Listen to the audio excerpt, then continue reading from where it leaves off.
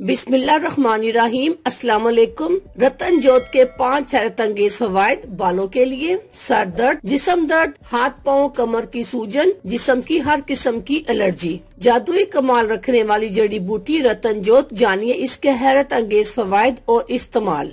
रतन जोत एक स्याह रंग की छिलकों जैसी जड़ी बूटी होती है। इसे उपटन में मिलाकर चेहरे पर भी लगाया जाता है, जिससे रंगत साफ हो जाती है और चेहरे पर एक कुदरती निखार आता है। इसके अलावा रतन जोत के और क्या फवायद है और इसे कैसे इस्तेमाल किया जाता है, आइए ये जानते हैं। रतन जोत के हैरत अंगेज फवायद और इस्तेमाल। नंबर 1, बालों के लिए रतन जोत का इस्तेमाल। अगर आपके बाल बहुत ज्यादा गिर रहे हैं और आपके बाल वक्त से पहले सफेद हो रहे हैं, तो 1 पाव नारियल के तेल में 1 खाने का चम्मच रतन जोत डालकर अच्छी तरह हिलाएं। इसे कुछ देर यूं ही छोड़ दें। फिर इस तेल से नहाने से पहले बालों का अच्छी तरह मसाज करें, तो ये बालों को फिर से स्याह कर देती है और बालों की चमक को बहाल करती है और साथ ही इन्हें मजबूत भी बनाती है। नंबर 2, सर दर्द का इलाज।